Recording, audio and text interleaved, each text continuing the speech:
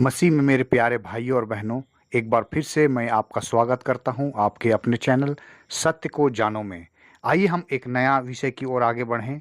जैसे कि आज का थंबनेल है, विश्वास कैसे बढ़ेगा। विश्वास कैसे बढ़ेगा। तो परमेश्वर का वचन हमें बताता है रोमी 10 का 17 में, अतः विश्वास सुनने से और सुनना मसीह के वचन से होता है। हालेलुया।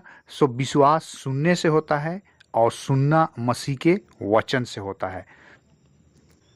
बाइबल मत्ती 9 का 19-20 में हम लोग पाते हैं कि एक स्त्री जिसका 12 वर्ष से लहू बहता था, 12 वर्ष से लहू बहता था और वो बीमार ग्रस्त थी और वो सोचती थी कि मैं यीशु के आंचल को छू लूँगी और मैं चंगी हो जाऊँगी।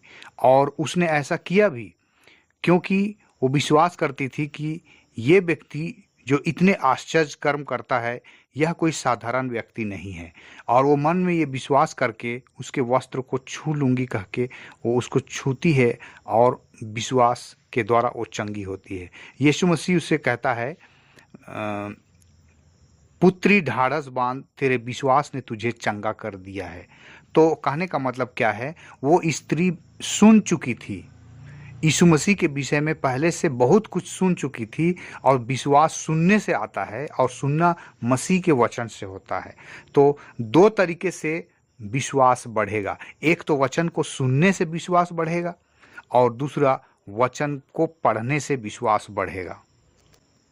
प्रकाशित वाक्य 1:3 में लिखा है, धन्य है वह जो इस भविष्यवाणी के वचन को पढ़ता है और वे जो सुनते हैं और इसमें लिखी हुई बातों को मानते हैं, क्योंकि समय निकट है। तो विश्वास दो तरीके से बढ़ता है। एक तो सुनने से विश्वास बढ़ता है, दूसरा वचन पढ़ने से विश्वास बढ़ता है।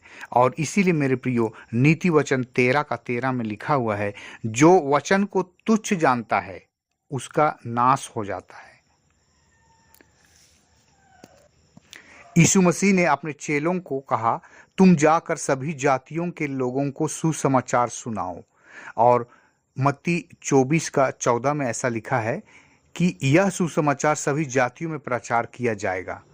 और इससे क्या होगा, इससे जो विश्वास करेंगे वे उद्धार पाएंगे और वे नाश नहीं होंगे।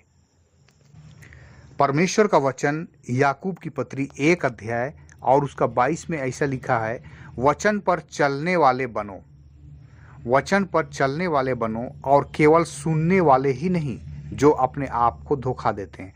तो कहने का मतलब है कि वचन को हमें सिर्फ सुनना नहीं है, उस वचन का पालन भी करना है, तभी हमें प्रतिफल मिलेगा। सो कुलुसी 3:16 में ऐसा लिखा है, मसीह के वचन को अपने हृदय में अधिकाई से बसने दो।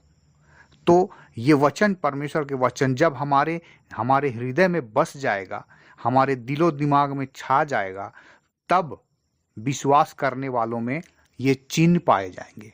वे मेरे नाम से दुष्ट आत्माओं को निकालेंगे, नई नई भाषा बोलेंगे, सांपों को उठा लेंगे और यदि प्राण नाशक वस्तु भी पी जाए तो भी उनकी कुछ हानि ना होगी। वे बीमारों पर हाथ रखेंगे और वे चंगे हो जाएंगे। सो परमेश्वर आप सबको बहुत आशीष दे। हमें प्रतिदिन बाइबल अध्ययन करना है और बाइबल अध्ययन करके उसका मनन करना है, मसीह के वचन को अपने हृदय में अधिकाई से बसने देना है, तभी हमारे जीवन से ये सारे आश्चर्य कर्म होंगे। सो परमेश्वर आप सबको बहुत आशीष दे। मिलते हैं अगले वीडियो में, तब तक के लिए जय मसीह की।